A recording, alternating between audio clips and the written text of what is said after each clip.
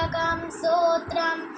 इन्द्र उवाच नमस्तेऽस्तु महामाये श्रीपीठे सुरपूजिते शङ्खचक्रगदाहस्ते महालक्ष्मी नमोऽस्तुते।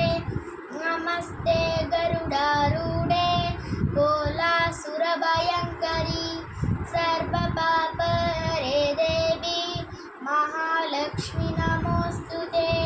सर्वज्ञे सर्ववरदे सर्वदुष्टभयङ्करी सर्वदुःखहरे देवी महालक्ष्मी नमोऽस्तुते। सिद्धिबुद्धिप्रदे देवी मुक्तिमुक्तिप्रदायिनी मन्त्रमूर्ते सदा देवी महालक्ष्मी नमोऽस्तुते। आद्यन्तरहिते देवी आदिशक्ति महेश्वरी योगजे योगसम्भूते महालक्ष्मी नमोऽस्तुते। स्थूलसूक्ष्ममहारौद्रे महाशक्ति महोदरे महापापहरे देवी महालक्ष्मी नमोऽस्तुते। पद्मासनस्थिते देवी परब्रह्मस्वरूपिणी परमेशी जगन्मातः महालक्ष्मी नमोऽस्तुते।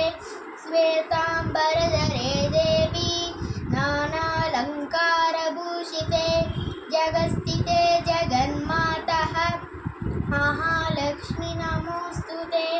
महालक्ष्म्यष्टकं स्तोत्रम् यः पठे भक्तिमान् नरः सर्वसिद्धिममां प्रोतन् राज्यं प्राप्नोति सर्वदा।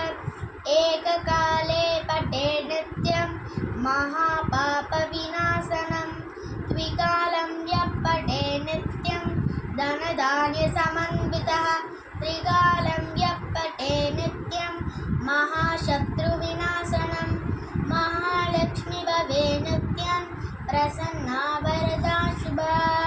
इति इन्द्रकृतं महालक्ष्म्यष्टकं स्तोत्रं सम्पूर्णम्।